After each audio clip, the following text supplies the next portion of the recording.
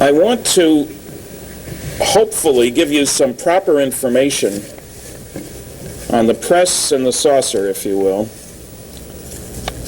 because of all this nonsense about the Russian case. How many of you saw me on television last night? Okay, I tried to explain it there. Obviously, they didn't use it. How many heard me on KMOX yesterday? We got into it a little deeper there, but that's a small enough percentage. I'll give you the whole thing now. Let me first read from just a quote from one of 8 PhD theses that have been done about UFOs. Most people are shocked that there's even one, but there have been 8. This one was done at the Medill School of Journalism at Northwestern University, high-class institution. It was actually published in 1970, Press Coverage of UFOs, by Dr. Herbert Strentz. This is just a summary sort of paragraph.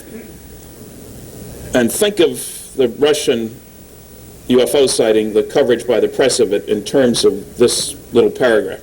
Quote, "The high degree of ridicule present in the UFO phenomena was reflected in the press coverage. The coverage has been marked by superficiality, redundancy, silliness, careless reporting, and lack of relevant information.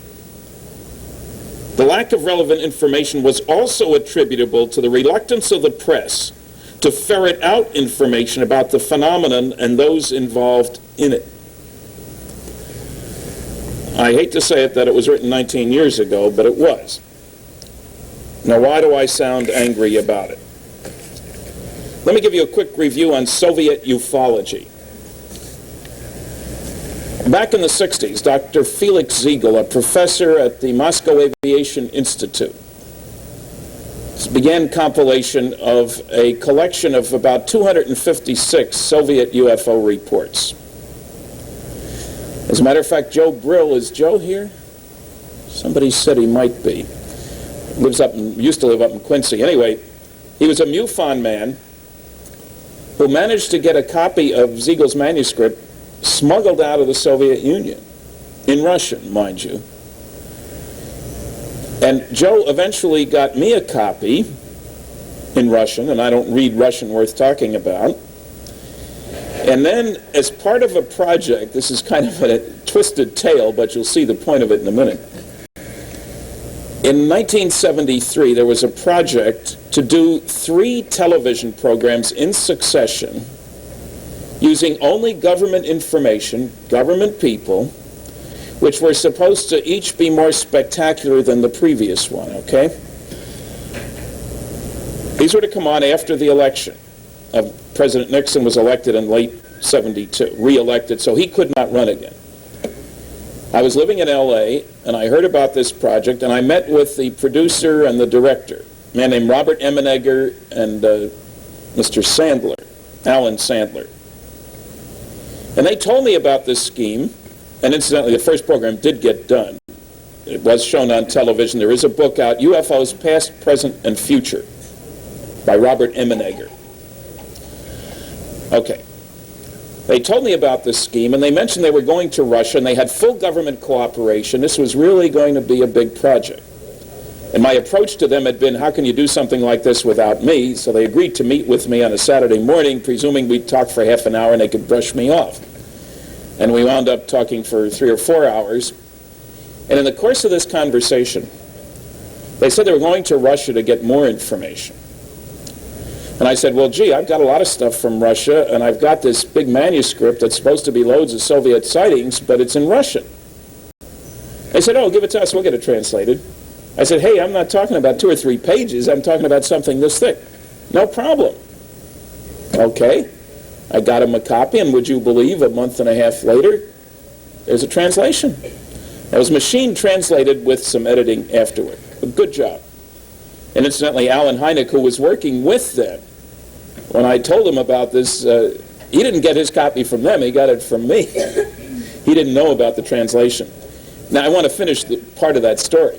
They did their first show, UFOs Past, Present, and Future. It was intended that the culminating scene, which would lead up to the next program, of course, would involve the showing of some existing footage taken by military cameramen at Holloman Air Force Base of a flying saucer landing at the end of the runway, guys getting out, little guys, being met by military people. That was withdrawn at the last minute. And in the book, they throw in a hypothetical discussion about what if such an event took place. Now, I'd heard that story back then. I heard the real answer to it. I mean, I got confirmation. How many of you watched that terrible show, UFO Cover-Up Live, last October? Sorry about that. You wasted 2 hours, I wasted 4 days, and a lot of hours before that. Anyway, in the course of that show, there was some good material, and one of the guys that was on was the custodian of the videos and motion picture footage and all that stuff at Norton Air Force Base for the Air Force for many, many years.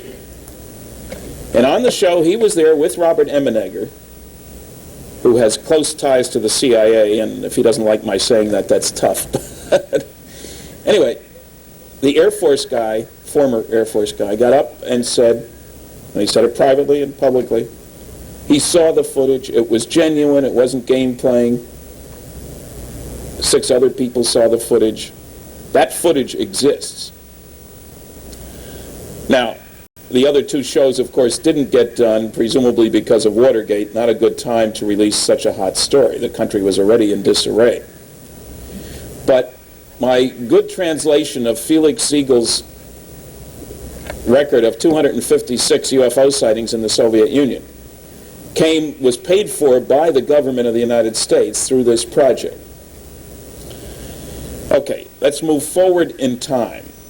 In 1979, Dr. Richard Haynes, one of the outstanding UFO researchers in the country, just recently retired from NASA Ames Laboratory in California.